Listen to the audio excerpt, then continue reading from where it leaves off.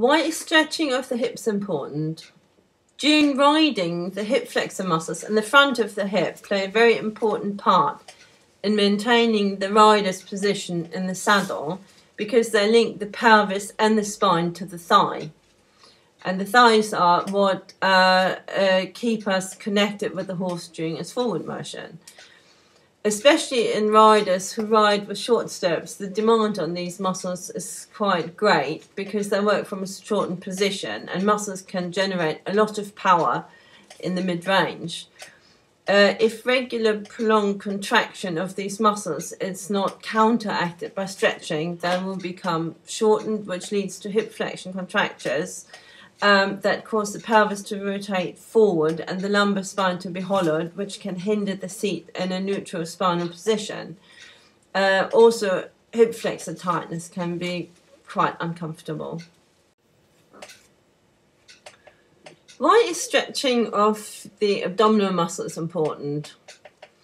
Mary Wanless of Ride With Your Mind proposes that the rider needs to be stacked up on him or herself in order to optimize his or her own center of gravity, as well as the abdominal strength. This involves being quite short at the front, but not hunched, as opposed to the frequent teaching that the rider must be long in the front and even lean back a little.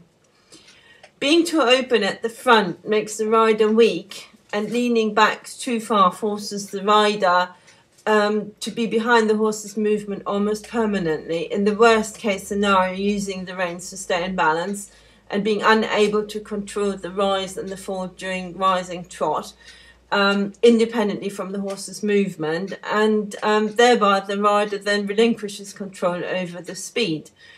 As the abdominals should be engaged for prolonged periods of time, ideally the whole time while we're on the horse, it is quite important for a regular rider to stretch those muscles to prevent shortening. It's also quite a nice thing to do because it is quite a release, really. Why is stretching of the hamstrings, the inner thighs, the bottom, and the muscles that lift the feet important? During riding, we build up a great deal of tension in all these muscles, and the same applies to them as to the abdominal muscles and the other muscles that I've mentioned before. Any long-term tightness can lead to shortening and movement impairment, and the inner thighs, the adductors, are the ones that clamp your legs together and are particularly important in achieving a firm seat, so the rider can't be pulled out of the driver's seat by the horse. So they get a lot of stress and strain during riding. I've noticed for myself that since I'm riding again, my inner thighs and my hamstrings have become very shortened, and also the muscles that lift my feet, because obviously we're always asked to sit at least with the feet level or maybe with the heels down. So our feet have to be lifted up by those muscles.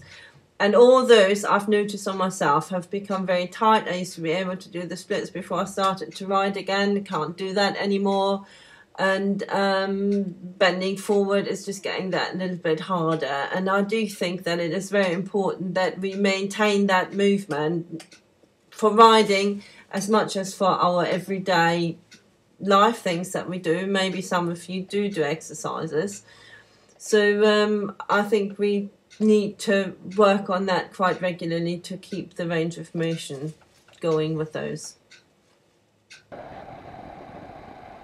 here again. Thankfully the weather is a little bit better today, and we want to do some more exercises today, a bit of gym ball exercises, abs, glutes and core strength, and a few stretches as well.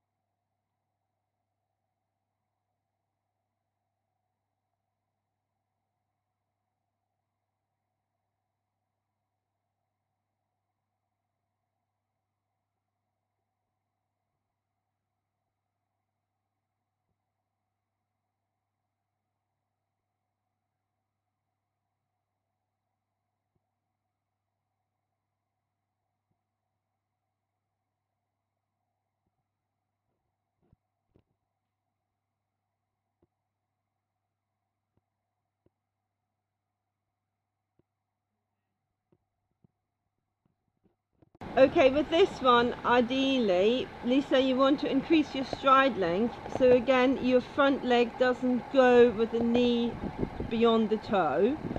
And now straighten the front leg, but you want to, if you can, keep your hands on the floor as much as possible. And the leg that is behind right now, your left leg, the heel wants to go towards the floor, so you get a bit of a Achilles tendon stretch as well. Okay, so you do that a few times. You feel the stretch behind your knee, the front knee. Okay, change sides.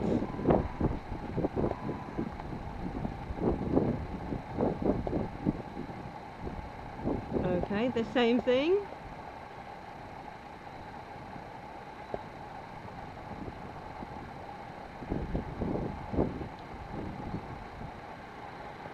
Thank you.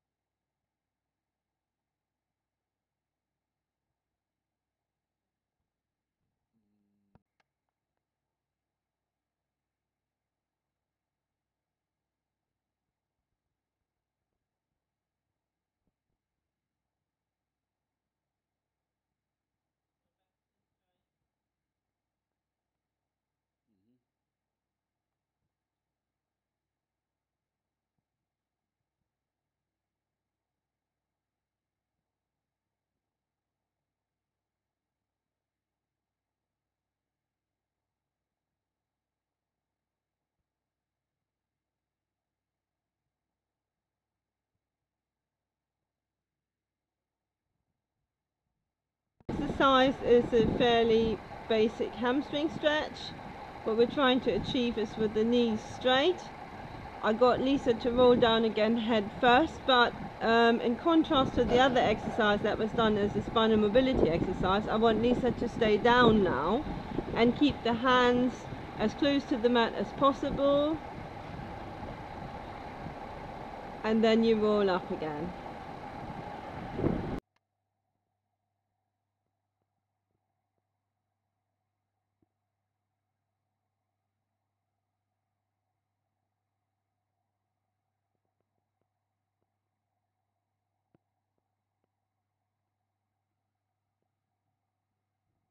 Lisa is going to do an adductor stretch now for the inside of your thighs. They are pretty long suffering in riders, so this is quite an important stretch. And if you can go apart even a little bit further, ideally what I would like to see is that your feet actually stay down like this, yeah. And if you can bring your legs further apart, that will be even better. And if anyone can put their elbows down on the ground, that will be even better, but it's all according to your ability. Okay, walk your feet together again. The stretches you should hold probably for about 20 seconds, but not too short, because you have to give your muscles some time to adjust.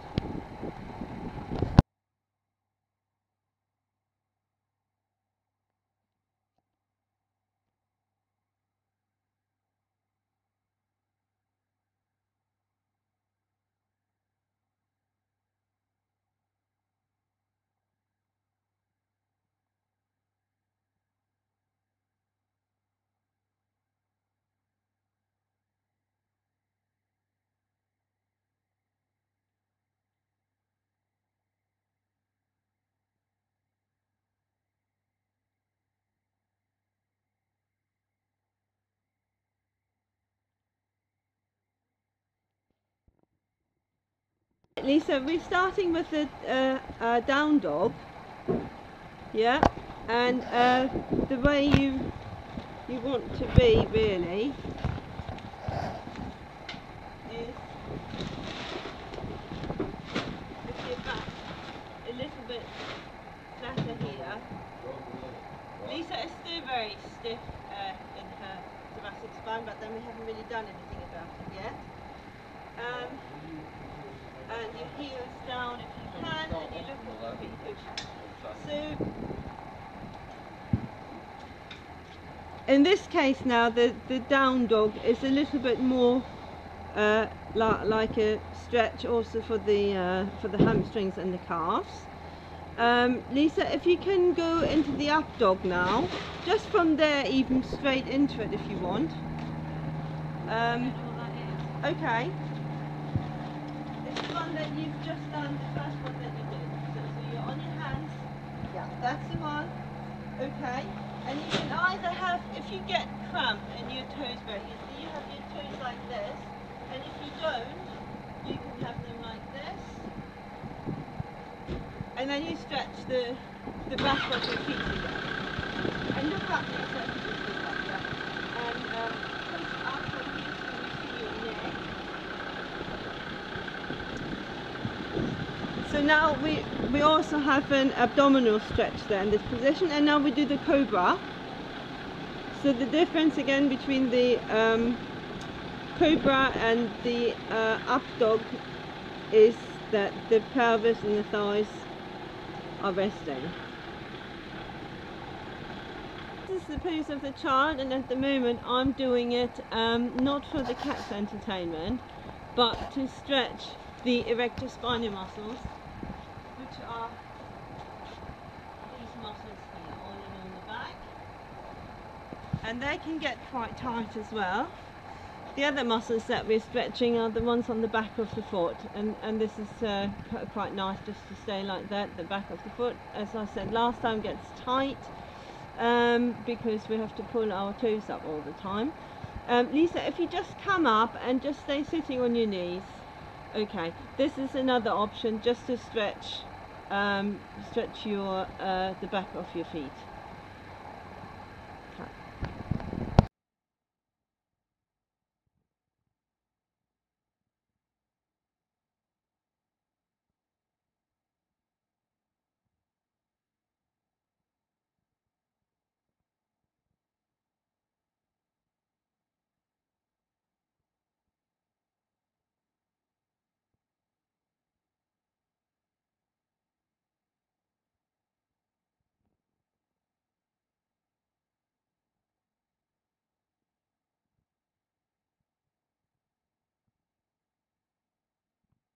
Lisa is going to do the camel now, and you can do that in two ways. Lisa, can you lean back and just touch? So hold on to your heels if you can. Yeah. And now just push your pelvis forward a little bit and look up. Yeah, that's good. Okay, and if you find that too difficult, you can just use one hand and stretch your arm up with the other side. Yeah, but you want to touch your heel now. Okay, and push your back out. And just change sides. And that's a little bit of a quad stretch and an abdominal stretch.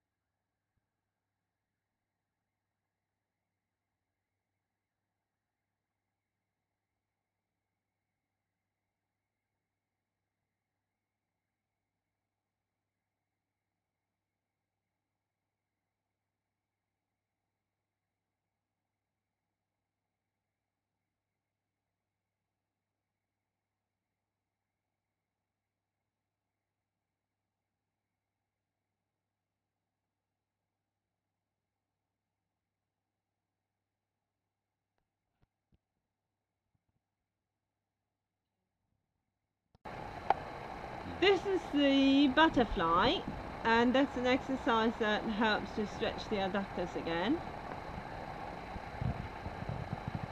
Thank you.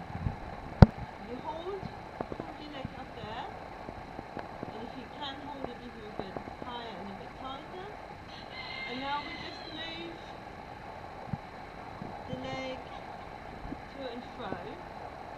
And it's not so much turning our body, it's actually really moving the leg. So you should feel the stretch here.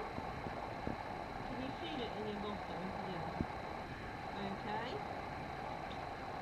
So rocking to and fro, and if you can, bring it up a bit higher.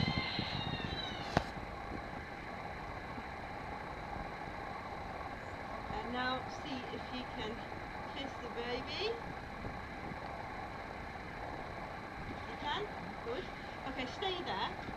Well, ideally what I would like to see is if you can be a little bit more upright. Lisa is sitting slightly downhill, so that's a bit hard. But we change legs now. Let's just change legs briefly.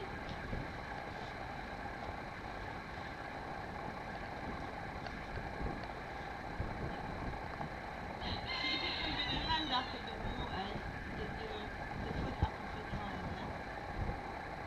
Okay, and now rock the baby.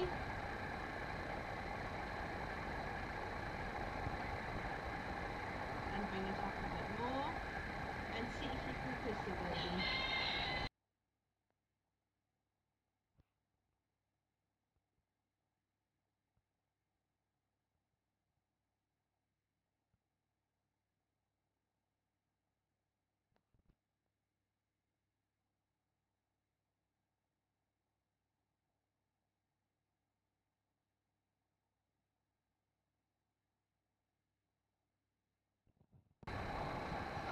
The next exercise is a hamstring stretch again. And it is quite important, obviously, that the legs here are straight and the knees are down. And the stretch should not come from the back, but it should come from the hip. You can do it as a back stretch, but the stretch is from here. Just straighten up again. You can point your toes, because at the moment we're not after neural stretch. Now you reach down. Down. The next one is, if you pull your toes out now, tight, and do a head waggle. There, ears to shoulders. It's not a head rotation.